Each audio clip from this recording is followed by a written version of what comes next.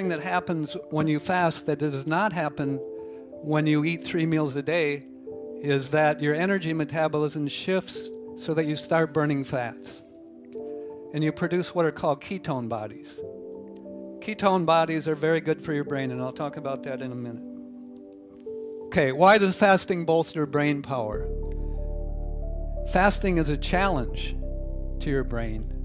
And your brain responds to that challenge of not having food by activating adaptive stress response pathways that help your brain cope with stress and resist disease.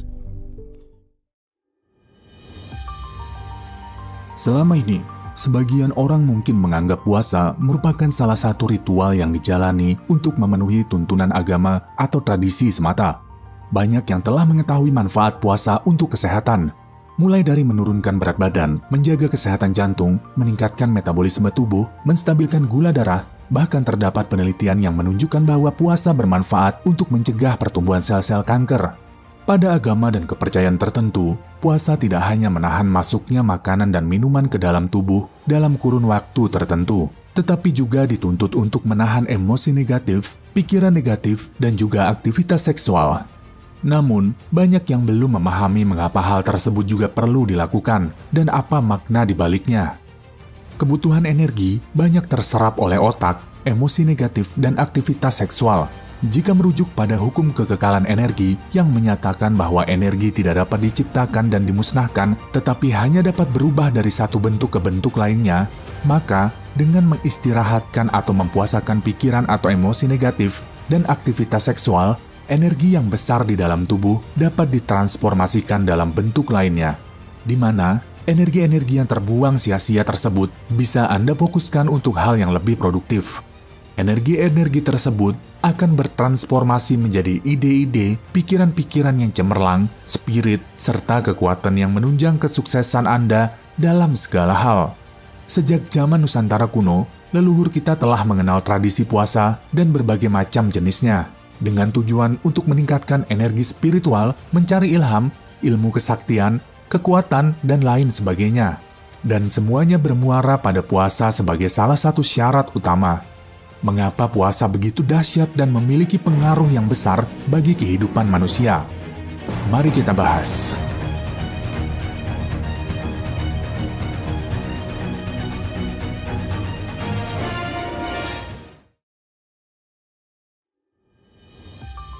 Tradisi puasa memiliki sejarah sangat tua dan tidak pernah lepas dalam sejarah peradaban manusia. Hampir seluruh penganut agama dan kepercayaan di dunia memiliki tradisi puasa. Tidak hanya pada 3 agama samawi, ibadah puasa pun telah dijalankan masyarakat Mesir kuno, Yunani, Romawi, dan Cina kuno. Bangsa Ponik di Mesir berpuasa untuk menghormati Dewi Isis sekitar 193 sebelum Masehi. Puasa dalam Yunani kuno dianggap sebagai persiapan awal menghadapi peperangan. Bangsa Romawi pun meniru ritual puasa dari bangsa Yunani. Mereka percaya puasa bisa menjadi benteng diri karena mengandung 2 dimensi kekuatan, baik secara fisik maupun metafisik, yaitu ketahanan dan kesabaran. Sedangkan dalam ajaran Cina kuno, puasa termasuk salah satu ajaran Buddha dalam rangka menyucikan diri. Puasa telah digunakan sebagai terapi setidaknya sejak abad ke-5 sebelum Masehi, ketika dokter Yunani Hippocrates merekomendasikan pantang makanan atau minuman untuk pasien yang menunjukkan gejala penyakit tertentu. Pemahaman tentang efek fisiologis puasa mulai berkembang di bagian akhir abad ke-19, ketika beberapa studi terorganisir pertama tentang puasa dilakukan pada hewan dan manusia. Pada abad ke-20, metode puasa menjadi semakin canggih dan beragam. Beberapa dokter mengenali naluri puasa, di mana pasien dalam keadaan penyakit tertentu secara alami mengalami kehilangan nafsu makan. Beberapa dokter percaya bahwa pemberian makanan selama keadaan tertentu tidak diperlukan dan bahkan mungkin merugikan, karena puasa dianggap sebagai bagian alami yang penting dari proses pemulihan. Ketika Anda tidak makan untuk sementara waktu, beberapa hal terjadi dalam tubuh Anda. Misalnya, tubuh Anda akan mengubah kadar hormon untuk membuat lemak tubuh yang tersimpan lebih mudah diakses dan memulai proses perbaikan sel yang penting. Adapun beberapa manfaat lain puasa pada kesehatan, di antaranya mengontrol gula darah. Sejumlah studi menyebut puasa dapat mengontrol gula darah. Studi yang melibatkan 10 orang penderita diabetes tipe 2 menunjukkan bahwa puasa dalam rentang waktu tertentu dapat signifikan menurunkan kadar gula darah. Pembatasan asupan kalori dalam tubuh saat orang berpuasa juga dapat mengurangi resistensi insulin. Dengan mengurangi resistensi insulin, sensitivitas tubuh terhadap insulin dapat meningkat, sehingga glukosa dari aliran darah bisa berpindah ke sel tubuh lebih efisien. Selain itu, gula darah seseorang saat berpuasa juga cenderung menurun. Dengan demikian, manfaat puasa bagi kesehatan dapat berguna bagi orang yang beresiko diabetes. Mengurangi peradangan. Sejumlah penelitian menunjukkan puasa dapat membantu mengurangi peradangan dalam tubuh dan meningkatkan kesehatan secara keseluruhan. Peradangan dapat mempengaruhi kemampuan tubuh saat melawan infeksi. Para ahli menyebut peradangan berpotensi jadi biang penyakit jantung, kanker, dan beberapa penyakit lainnya.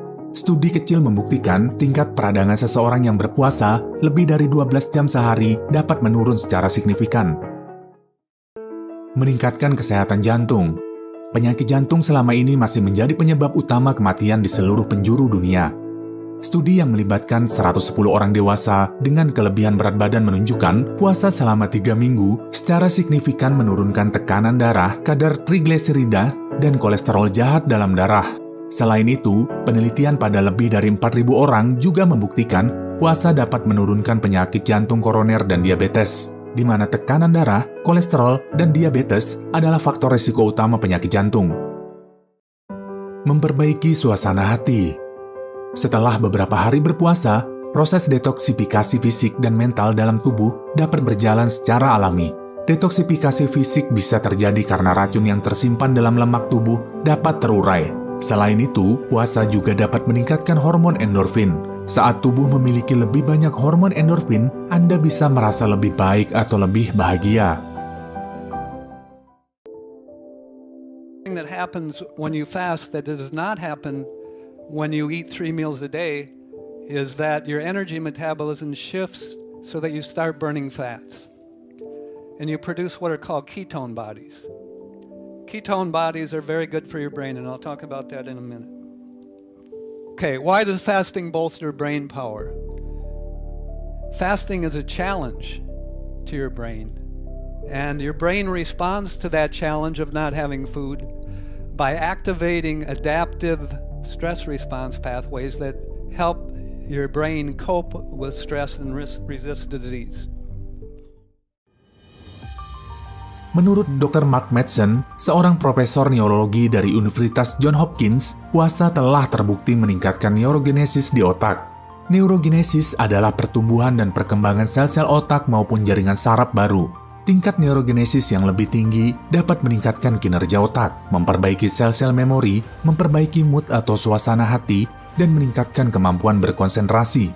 Puasa tidak hanya meningkatkan proses neurogenesis, tetapi juga meningkatkan produksi protein yang berperan penting bagi sel-sel otak kita. Saat berpuasa, jumlah glukosa akan menjadi sangat terbatas. Dalam kondisi tersebut, tubuh akan mengalihkan sumber bahan bakar yang awalnya glukosa menjadi lipid atau lemak. Awalnya, tubuh akan menggunakan glikogen atau gula yang disimpan pada otot dan hati sebagai energi. Setelah gula dibakar habis, tubuh akan mulai membakar lemak dan mengubahnya menjadi keton. Keton adalah bagian kecil dari lemak yang digunakan sel sebagai sumber energi. Perubahan sumber energi saat berpuasa inilah yang kemungkinan memberikan manfaat untuk kesehatan otak. Peralihan metabolisme dari menggunakan glukosa ke keton sebagai sumber energi terjadi setelah sekitar 10 hingga 14 jam tidak mengkonsumsi makanan, tergantung seberapa aktif seseorang. Perubahan sumber energi untuk otak selama puasa ternyata meningkatkan fungsi otak dalam mengantarkan sinyal-sinyal tertentu. Hal ini dibuktikan dengan dilepaskannya lemak sebagai keton ke dalam darah untuk energi. Puasa yang dikombinasikan dengan olahraga juga menunjukkan manfaat yang sangat baik untuk otak. Keduanya dapat meningkatkan jumlah mitokondria dalam neuron. Mungkin kamu menganggap rasa lapar yang ada pada tubuh adalah hal yang kurang baik.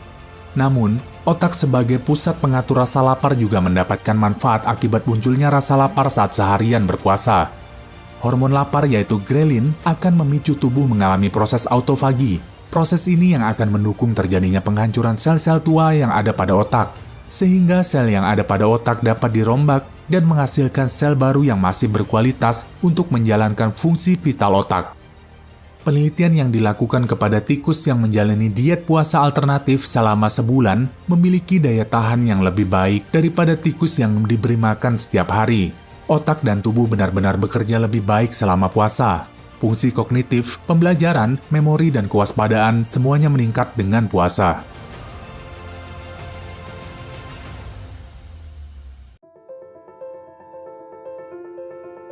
Sejak zaman Nusantara kuno, leluhur kita telah mengenal berbagai macam jenis puasa, dengan tujuan untuk meningkatkan energi spiritual, mencari ilham, ilmu kesaktian, dan lain sebagainya. Dan semuanya bermuara pada puasa sebagai sebuah syarat utama.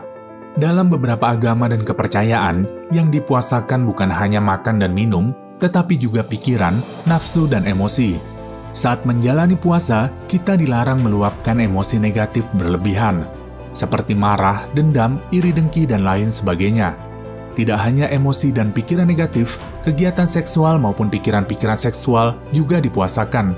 Dengan mengistirahatkannya, tubuh akan mengalihkan energi yang besar tersebut ke fokus lainnya yang mampu menunjang produktivitas. Seperti yang dijelaskan Napoleon Hill dalam bukunya Berpikir dan Menjadi Kaya, di mana Napoleon Hill membahas khusus tentang transmutasi seks. Dia menjelaskan bahwa kita semua memiliki energi seksual yang tinggi di dalam diri. Transmutasi seksual dalam arti umum adalah kemampuan untuk mengubah atau menyalurkan energi terbesar dalam tubuh manusia, yaitu energi seksual menjadi bentuk lain, yaitu aktivitas pemikiran dan kreativitas lainnya, bukan lagi penyaluran dalam bentuk fisik.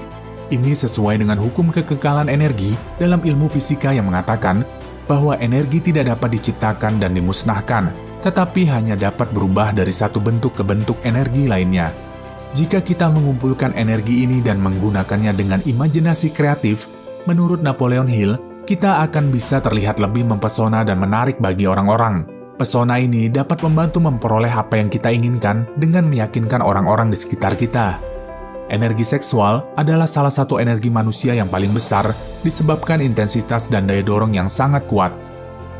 Transmutasi seks adalah mengganti pikiran-pikiran tentang ekspresi ataupun kontak fisik ke dalam pikiran-pikiran lain yang ditujukan untuk daya kreasi luar biasa, seperti mengembangkan imajinasi, keberanian, kegigihan, dan kemampuan kreatif serta inovatif.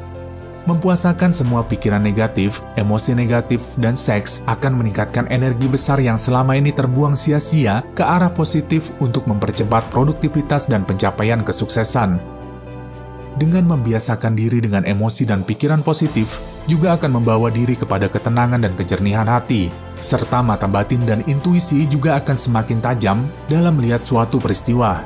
Terlebih, jika saat puasa dikombinasikan dengan aktivitas kerohanian lainnya, seperti memperbanyak ibadah, berdoa, berzikir, meditasi, afirmasi, visualisasi, dan lain sebagainya, maka semua itu akan lebih mempercepat datangnya keajaiban-keajaiban dalam kehidupan Anda. Perintah-perintah agama pada dasarnya diperuntukkan untuk kebaikan manusia itu sendiri. Agama memberikan kisi-kisi kepada manusia bagaimana menjalani kehidupan dengan lebih baik.